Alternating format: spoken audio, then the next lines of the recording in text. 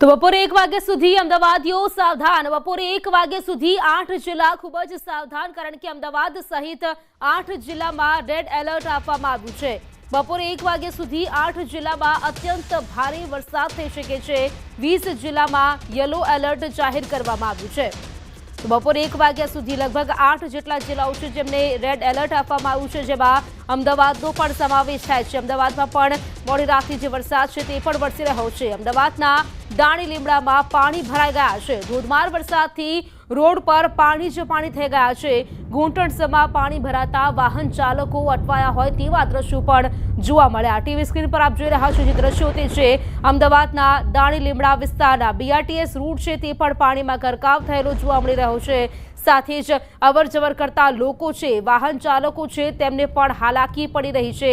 વાહનો છે તે પણ બંધ પડી રહ્યા છે ભરાયેલા પાણીમાં। આ જે દ્રશ્યો છે અમદાવાદના દાણી લીમડા વિસ્તારના। અમદાવાદ શહેરમાં ધોધમાર વરસાદને કારણે ચારે તરફ પાણી જોવા મળી રહ્યું છે। આપ જે દ્રશ્ય જોઈ રહ્યા છો તે અમદાવાદના દાણી લીમડા વિસ્તારના છે કે જ્યાં કયા પ્રકારની પરિસ્થિતિનું નિર્માણ થયું છે તેનો સ્પષ્ટપણે અંદાજ લગાવી શકાય છે, કારણ કે ઢીચણ સુધીના પાણી અહીં જોવા મળી રહ્યા છે અને અનેક વાહન ચાલકો છે તેમના વાહનો અહીં બંધ પડી ગયા છે, કારણ કે ચારે તરફ પાણી જ જોવા મળી રહ્યું છે। પાણી ભરાવાની સમસ્યા જોવા મળી રહી છે અને આપ જોઈ શકો છો અહીં દ્રશ્ય પરથી અંદાજ લગાવી શકાય છે કયા પ્રકારની પરિસ્થિતિનું અહીં નિર્માણ થયું છે। ઢીચણ સમાના પાણી ભરાઈ ચૂક્યા છે, અનેક વાહન ચાલકો પડી ચૂક્યા છે। આપ જોઈ શકો છો જે વાહન ચાલક છે તે અહીંથી પસાર થતાં પડી ગયો છે, કારણ કે પાણીની અંદરથી તેઓએ પસાર થવાની ફરજ પડી હતી અને તેને કારણે તેઓ પાણીમાં પડી ગયા હતા। ખાસ કરીને વાત કરીએ તો જે વાહન ચાલકો છે તેઓએ ભારે હાલાકીનો સામનો કરવો પડ્યો છે પાણી ભરાવાની સમસ્યાને કારણે। અમદાવાદના અનેક એવા વિસ્તારો છે કે જ્યાં આ પ્રકારની પરિસ્થિતિનું નિર્માણ થયું છે, લોકોએ ભારે હાલાકી ભોગવવી પડી છે। જે ખાસ કરીને એક મહિલા પણ અહીંયા છે, આપણે તેમની સાથે વાત કરીશું। બેન, કયા પ્રકારની પરિસ્થિતિ જોવા મળી રહી છે? બહુ ખરાબ। આપણે ક્યારે ઘરે જઈશું? અચ્છા, ક્યારે ઘરે જઈશું તે પણ એક સવાલ ઊભો થઈ રહ્યો છે। કાકા, કયા પ્રકારની પરિસ્થિતિ અહીં જોવા મળી રહી છે, કારણ કે ચારે તરફ પાણી છે? ચારે બાજુ પાણી છે। શું હાલાકી ભોગવવી પડી છે? ભોગવવી પડે છે। હમણાં જો આ ગાડીની નીકળી એસએમસીની ગાડી, તેમાં પોલીસ લખેલી એક્ટિવા બાઇક ઊંધી પડી ગઈ। તે બિચારા ઓલા ડિવાઈડર છે ભટકાતા રહી ગયા। તો શું કરવું જોઈએ અમદાવાદ મ્યુનિસિપલ કોર્પોરેશને? થોડુંક સાફ સફાઈનું થોડુંક ધ્યાન દેવું જોઈએ ચોમાસામાં।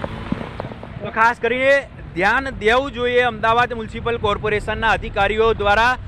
આ જે એક્ટિવા ચાલક છે તે અહીંથી પસાર થઈ રહ્યા હતા અને પાણી ભરાવાની સમસ્યાને કારણે તેઓ પાણીમાં પડી ગયા હતા। જો કે સદનસીબે કોઈ પણ પ્રકારની જાનહાનિ જોવા મળી ન હતી, પરંતુ લોકોએ ભારે હાલાકીનો સામનો કરવો પડી રહ્યો છે, કારણ કે આપ જે આખો રોડ જોઈ રહ્યા છો દાણી લીમડાથી શાહ આલમ તરફ જવાનો જે આ રોડ છે ત્યાં ચારે તરફ પાણી જોવા મળી રહ્યું છે।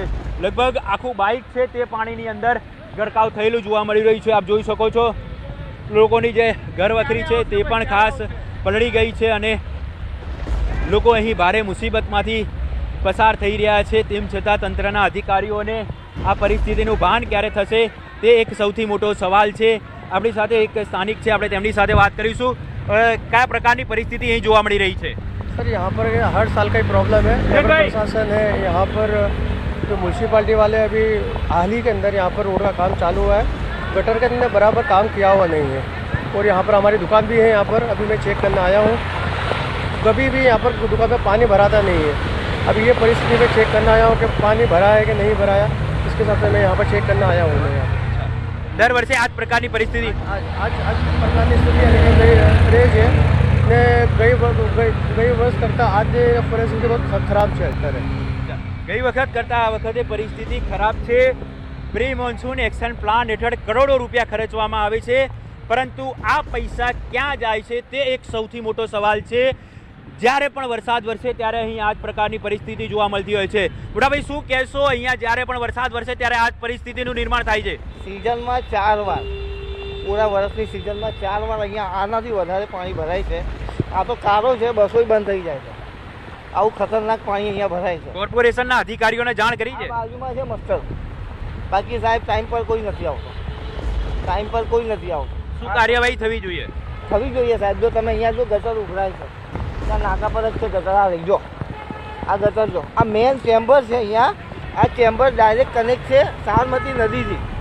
બાકી આ ઉભરાય છે. હવે તમે જોઈ લો, આ મોટામાં મોટી ગટર છે આ એરિયાની, આ ઉભરાય છે. હવે તમે વિચારો કે નાની ગટરનો તો એટલે ક્લાસ જ ના હોય.